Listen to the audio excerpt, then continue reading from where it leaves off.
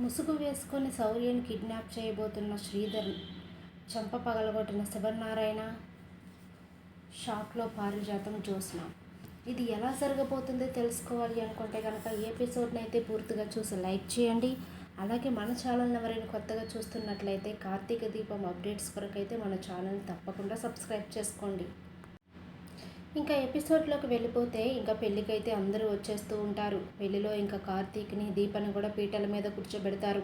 కూర్చోబెట్టిన తర్వాత శౌర్య వచ్చేసి దీప కార్తీక్ దగ్గరకు వచ్చి అల్లరి చేస్తుంటే ఇంకా కాంచన అయితే శౌర్య ఇట్రా, నువ్వు ఇటు వెళ్ళి మీ అమ్మ మీ నాన్నకి ఏమి గిఫ్ట్ ఇవ్వాలి, నువ్వు అసలు పెళ్లి చేసుకుంటున్నారు కదా వాళ్ళు, నీ ముందే వాళ్ళకి ఏమైనా గిఫ్ట్ ఇవ్వాలి కదా, నువ్వు బయటికి వెళ్ళి ఏదైనా గిఫ్ట్ కొనుక్కొచ్చుకో అని చెప్పేసి డబ్బులు అయితే ఇస్తుంది.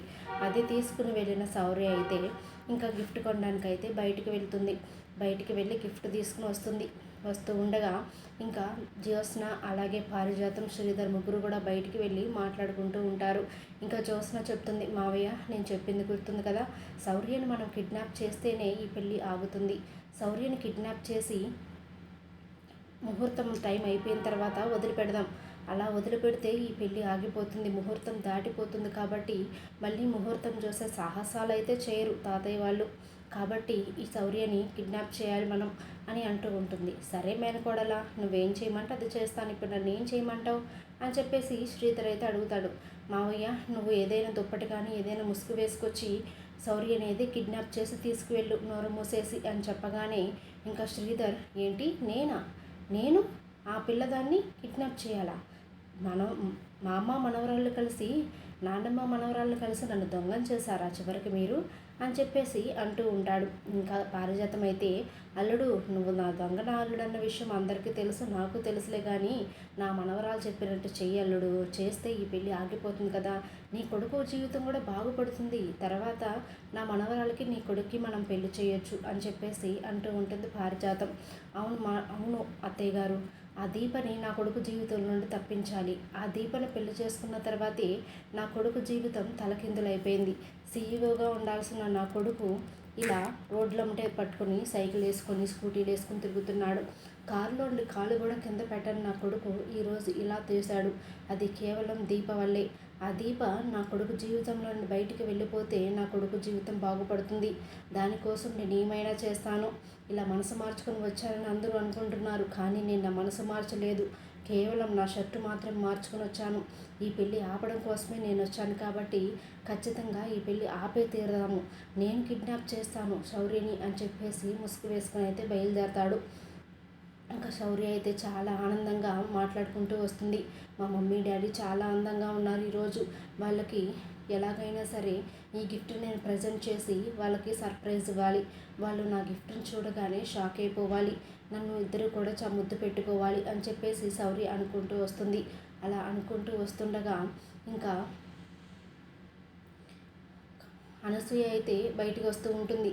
ఏది ఈ శౌర్య గిఫ్ట్ కొనుక్కొస్తా అని వెళ్ళింది, ఇప్పటి వరకు రాలేదు, చాలాసేపు అయింది కదా, ఇంకా రాకపోవడం ఏంటి అని చెప్పేసి శౌర్యని వెతుక్కుంటూ బయటకైతే వస్తుంది. ఈ లోపు అయితే ఇంకా శ్రీధర్ బ్లాక్ కలర్ ముసుగు వేసుకొని వస్తాడు దుప్పటి కప్పుకొని.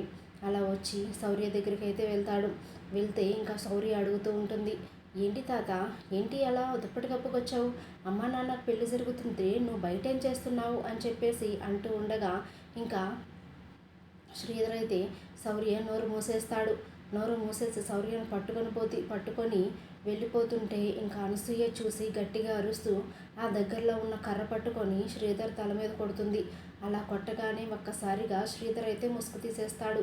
ఏంటి బాబు మీరేంటి శ్రీధర్ గారు ఇలా ముసుకప్పుని నా మనవరాలను తీసుకెళ్తున్నారేంటి, ఈ శౌర్యతో మీకేం పని అని చెప్పేసి అడగగానే ఇంకా శ్రీధర్ అయితే షాక్ అయిపోతూ ఉంటాడు. అది చూసిన జ్యోత్స్న అయితే దొరికిపోయాడు మావయ్య, ఇంకా మనకి వేరే ఆప్షన్ లేదు, నేను చెప్తూనే ఉన్నాను జాగ్రత్తగా ఉండమని, ఒక్క పని చేయడం చేత కాదు నీ అల్లుడికి అని చెప్పేసి పారిజాతంతో అంటూ ఉంటుంది. ఇంకా పారిజాతం అయితే, ఒరే అల్లుడా ఏం చేసావు నువ్వు, అసలు దొరక అనసూయగా దొరికావా, దాని నోరు మంచిది కాదురా, అందరికీ చెప్పేస్తుంది, అది మనకెందుకే, మనిద్దరం వెళ్ళిపోతాం పద పెళ్లి దగ్గరికి, మళ్ళీ మన మీదకి వస్తుంది, మీ తాత ముసలోడు మనల్ని చావు కొడతాడు అని చెప్పేసి అక్కడి నుండి అయితే ఇంకా పారిజాతం జ్యోత్స్న తప్పించుకోవడానికి లోపలికి అయితే వచ్చేస్తారు పెళ్లి దగ్గరికి. ఇంకా శ్రీధర్ అయితే అలా ఇరుక్కుపోతాడు. ఏది నా మేనకోళ్ళేది, మా అత్తయ్య గారు ఏరి అని చెప్పేసి వెనక్కి తిరిగి చూస్తే వాళ్ళైతే పారిపోతూ ఉంటారు. పారిపోతున్న వాళ్ళని చూసి శ్రీధర్ ఒక్కసారిగా షాక్ అయిపోతూ ఉంటాడు. ఇదేంటి నన్ను ఇలా ఇరికిచ్చి వాళ్ళు పారిపోతున్నారు, అనసూయ చేతిలో చావు దెబ్బతిన్నాను నేను, ఈ పిల్ల పిశాచాన్ని నేను కిడ్నాప్ చేయబోయి అనసూయకు దొరికిపోయాను. ఇప్పుడు ఈ విషయం కనుక మా మామగారికి తెలిస్తే నన్ను ఇంట్లో గెంటేయడం పక్కా చేస్తాడు అని చెప్పేసి శ్రీధర్ అనుకుంటూ ఇంకా అనసూయ అయితే తిడుతూ ఉంటుంది. ఏంటి బాబు గారు ఈ పనులు, శ్రీధర్ గారు మీరు ఎందుకు ఇలాంటి పనులు చేస్తున్నారు, నా మనవరాల్ని కిడ్నాప్ చేయాల్సిన అవసరం మీకేంటి, ఇప్పుడే నేను శివనారాయణ గారికి చెప్తాను, శివనారాయణ గారికి చెప్పి మీ అంత తేలుస్తాను అని చెప్పేసి ఇంకా శౌర్యం తీసుకొని లోపలికి గబగబా వస్తుంది. వాళ్ళు లోపలికి వచ్చేసరికి పెళ్లి జరిగిపోతుంది. అందరూ కూడా అక్షంతలు వేస్తూ ఉంటారు కార్తీక్ దీపం మీద. అక్షంతలు వేసిన తర్వాత కార్తీక్ చాలా థ్యాంక్స్ చెప్తూ ఉంటాడు కుటుంబం మొత్తానికి కూడా. మీరందరూ నాకు పెళ్లి జరిపించినందుకు నాకు చాలా సంతోషంగా ఉంది. ఇంకా నా నోటి నుండి నేనైతే ఇంకేమి కోరికలు కోరను, ఇదే నా చివరి కోరిక అని చెప్పేసి కార్తీక్ మాట్లాడుతూ ఉంటాడు. ఇంకా అనసూయ అయితే అరుచుకుంటూ లోపలికి వస్తుంది. అయ్యగారు శివనారాయణ గారు అని చెప్పేసి లోపలికి వస్తూ ఉంటుంది. ఏంటమ్మా అనసూయ ఏమైంది అని చెప్పేసి శివనారాయణ అడగగానే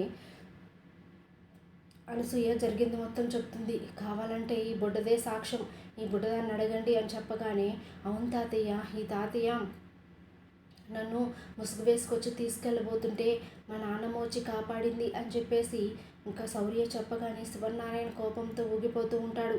కార్తీక్ కూడా చాలా కోపంతో ఉంటాడు. ఏంటి మాస్టర్ ఈ పనులు, మీరు మనసు మార్చుకొని మా పెళ్ళికి వచ్చారనుకున్నాను, కానీ ఇలాంటి పనులు చేస్తారనుకోలేదు, నా ఎమోషన్స్ని కూడా మీరు అర్థం చేసుకోలేదు, కనీసం నా తండ్రిని చెప్పుకోవడానికి కూడా నాకు సిగ్గేస్తుంది అని చెప్పగానే శ్రీధర్ ఇంకా తలదించుకొని ఉంటాడు. నేనా నీలాంటి అల్లుడని చెప్పుకోవడానికి నాకు చాలా చండాలంగా అనిపిస్తుంది, నువ్వు ఒక్క క్షణం కూడా ఇంట్లో ఉండడానికి వీల్లేదు, నేను ముందే చెప్పాను ప్రతి ఒక్కరికి కూడా, ఈ పెళ్ళి నేను నిర్ణయించాను, నా ఇంటి పరువుకు సంబంధించింది, ఈ పెళ్ళి ఆపడానికి ఎవరైనా ట్రై చేస్తే మాత్రం ఊరుకోను అని చెప్పేసి నేను ముందే చెప్పినప్పటికీ కూడా నా మాట లెక్క చేయకుండా నువ్వు ఇలాంటి పనులు చేస్తున్నావు, అయినా పెళ్ళి కదా అని చెప్పేసి నిన్ను నా ఇంటికి లోపలికి రాపించాను, కానీ ఇక నుంచి నా ఇంట్లో ఉండడానికి వీల్లేదు, నువ్వు బయటికి వెళ్ళిపోవాల్సిందే అని చెప్పేసి బయటకైతే తోసేస్తారు శ్రీధర్ని. అలా కాంచన చూస్తూ ఉంటుంది కానీ ఏమీ మాట్లాడదు. మనసులో అయితే అనుకుంటూ ఉంటుంది, ఎన్ని చెప్పినా మీకు అసలు బుద్ధి రాదండి, ఫోన్లోనే క్షమించి మిమ్మల్ని పెళ్ళికి పిలిస్తే ఇలాంటి పనులు చేస్తారా, అయినా మీలాంటి వాళ్ళకి బయటే ఉండాలండి, లోపలికి రానివ్వకూడదు, లోపలికి రానిస్తే ఇలాంటి బుద్ధి లేని పనులే చేస్తారు అని చెప్పేసి కాంచన కూడా ఇంకా ఏడుస్తూ ఉంటుంది. ఇంకా దీప అయితే ఏంటి మావయ్య గారు ఇలా చేశారు అని చెప్పేసి మనసులో అనుకుంటూ ఉంటుంది. ఇంకా శౌర్యనైతే కార్తీక్ దీప హత్తుకొని చాలా ఎమోషనల్ అయిపోతూ ఉంటారు. ఇంకా ఆ విధంగా అయితే వాళ్ళిద్దరూ కూడా శౌర్యం దగ్గరకు తీసుకొని బాధపడుతూ ఉంటారు. ఇంకా దీప అయితే శౌర్య నీకేమన్నా అయితే నేను ఏమైపోయేదాన్ని, నువ్వు నాన్నమ్మలిద్దరిని కూడా విడిచిపెట్టి ఎక్కడికి వెళ్ళొద్దు, నాన్నమ్మ వాళ్ళతో పాటే ఉండు, నాన్నమ్మ దగ్గరే ఉండు, నాన్నమ్మే నిన్ను చూసుకుంటుంది అని చెప్పేసి వాళ్ళ నాన్నమ్మకైతే శౌర్యని అప్పచెప్తూ ఉంటుంది. ఇంకా అందరూ కూడా చాలా సంతోషంగా ఉంటారు. ఇంకా జ్యోత్స్న అలాగే పారిజాతం అయితే ఏంటి ఇలా జరిగింది అని చెప్పేసి పారిజాతం జ్యోత్స్నతో అడుగుతూ ఉంటుంది. ఏంటి ఇలా జరిగింది, మనం ఏం చేసాము, ఈ పెళ్లి జరగకుండా లాస్ట్లో వేసిన ఆ ఒక్క ప్లాన్ కూడా ఫెయిల్ అయిపోయింది, ఇంకా మనం ఏం చేయడానికి వీల్లేదు, పెళ్ళి అయిపోయింది, ఇంకా మనం నోరు మూసుకొని కూర్చుంటమే మిగిలింది అని చెప్పేసి అంటూ ఉంటే అప్పుడు జ్యోత్స్న ఇలా అంటూ ఉంటుంది, గ్రాని నువ్వు నోరు మూసుకొని కూర్చో, నేనైతే చేయాల్సింది తప్పకుండా చేస్తాను అంటుంది.